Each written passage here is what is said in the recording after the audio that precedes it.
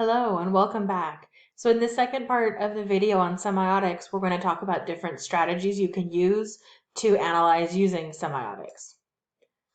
So the first is to analyze something using compare and contrast. In other words, taking a look at things that are similar to it and identifying some differences. In the case of a shark, we might analyze comparing it to other similar animals. So the prehistoric megalodon, for example, the marlin, or even a goldfish. We could also analyze based on other languages, like in Spanish, shark is el tiburón, in German, it's der Hai, and this is the Japanese character, which, according to Google Translate, is same. You can also analyze the shark by comparing it to other people's understanding of what sharks are. So, for example, many conservationists argue that sharks enjoy being pet, much like dogs being pet, and so we could compare this understanding of what sharks are to our sort of common understanding of sharks being very predatory and dangerous. Another way to analyze using semiotics is to analyze at the symbolic level. In that case, we're looking for unnatural meanings. And in that case, unnatural means the meanings that are decided upon by the community or by a group of people. They're not the ones that come with nature. So in terms of meanings that are natural and necessary, the meaning is that sharks eat meat, right? That's just the way it is, right? Sharks need it to survive, sharks eat meat. But the meaning that can be decided by community, a symbolic meaning, is that sharks are vicious monsters. And so of the two things, when you're doing a semiotic analysis, you focus more on this idea of sharks being vicious monsters. Now, of course, there's a potential connection to the idea that sharks eat meat, right? Part of the reason we fear them is because we are afraid of being their meal. But this isn't the part that we really get into in a lot of detail. We more use it to support our analysis of the symbolic level. The other thing to keep in mind is that language is symbolic because the signs and symbols we use to designate ideas are arbitrary. The reason an L is shaped like this is because a human being decided an L is shaped like this. And the reason it makes the sound it does is because someone decided that in English that's the sound that an L makes. They're completely made up by the community, and we all agree to kind of go along with it. Of course, things can change over time, but for a language to work, the people who speak the language have to agree about what the words mean. At some point also we get into slang where small groups of the community understand what the word means, but if you look in other areas, they may not understand it, right? A teenager today would probably understand the word yeet, and while I have heard that word before, I couldn't give you a solid definition of it. That shows us that language it's arbitrary, right? We have decided as a community about what it means, but there's nothing natural about it. It didn't have to be this way. And it can change over time. So for example, the animal that I grew up calling a killer whale is more frequently called an orca now. Orca is not a new word. It's just a word that has gotten greater prominence recently, and it gives the whale a different image, right? A different public image. If something is called a killer whale, we think about it kind of like a shark in that it is dangerous and vicious and going to hurt us, where orca sounds really nice and soft and lovely and cute. So although both of these words are still in existence and neither of them are new, our current emphasis on one over the other gives an idea of what we're trying to say about the animal that's a killer whale or an orca, right? That we are trying to give it that softer appearance rather than the more dangerous appearance. The other thing we can do is analyze synchronically and or diachronically. So we've got some fancy words here, but they're fairly easy to explain. Synchronically means you're analyzing similar signs at the same moment in time. So if you've seen in movies, people say, let's synchronize our watches. That means we're all going to make sure our watch has exactly the same time so that we can do something at the same time. If you're doing a synchronic analysis, you are thinking about all the signs connected to your sign at the same moment. So I did that in terms of language here. I Googled sharks 2020 and looked at news articles and found the most common words. And not surprisingly, the most common word is attack. But the words save came up, survive came up, swimmer came up, and surfer came up. So if you're thinking about the sign system surrounding sharks now, right, in 2020, the idea of being attacked by a shark or escaping attack by a shark are the main things that are associated with that sign. That's a synchronic analysis, right? We're looking at what is happening at the same amount of time. A diachronic analysis looks at how the sign changes over time. That's why it's the horizontal line here. It's like a timeline.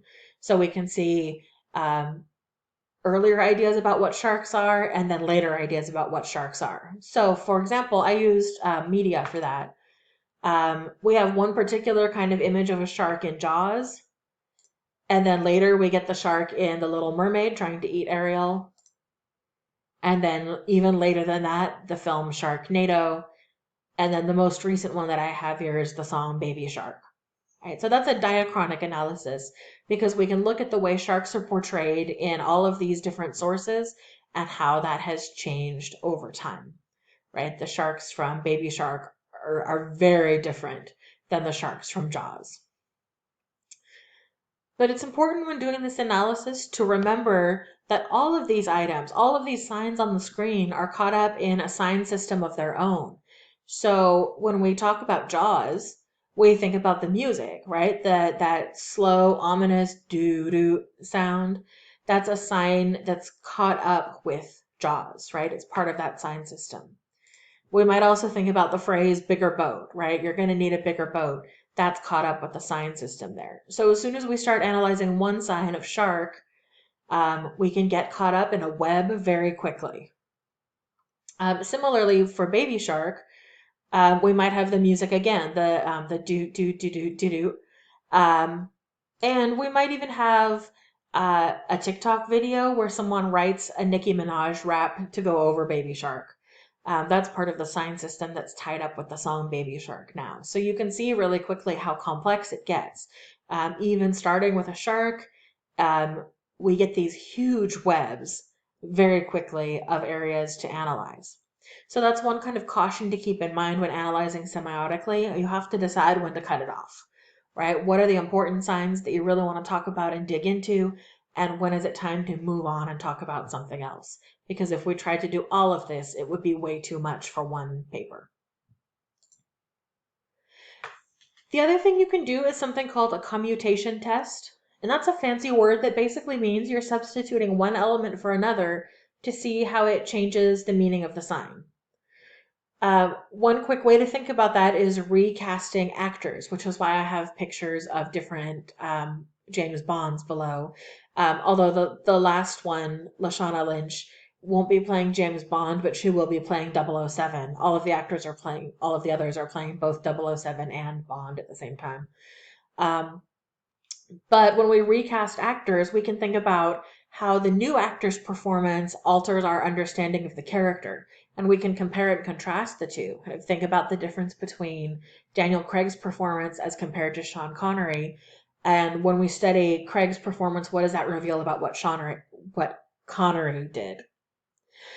You can also do this with words at the sentence level or even larger, but this is a sentence level example.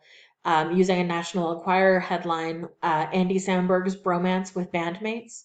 We can try replacing words. So instead of bromance, we could say friendship, right? The two words have very similar meanings, but really different connotations. Friendship is a little bit more neutral.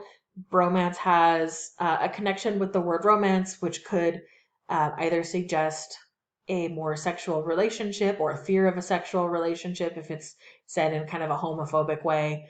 So the word friendship kind of changes that headline. Similarly, we could put in his kinship with bandmates, which makes them sound more like family members. Or we could talk about his male bonding with bandmates, and that more is about the activity, right, of kind of bonding together rather than the label that you give the other person.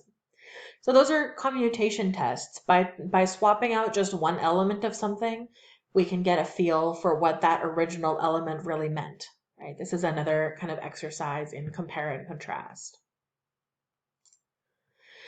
So there are some cautions to keep in mind regarding semiotics as well. No sign is ever fully understandable because time keeps moving forward and we keep changing, right? If we went forward into the future 20 years and I created that shark slide again, it's going to be different than the one I created now. And so because nothing is fully understandable, things are changing, new information is coming to light, we can never hope to say, I completely understand the sign of shark or any other sign, right? There's always going to be more to learn. A semiotic analysis is based on your individual analysis, so it's always going to be subjective, right? If you speak only English, you'll only be able to bring your knowledge of the word as it relates to English to the table. Whereas if you spoke 2, 3, 4 languages, you have more to bring to the table in understanding that sign.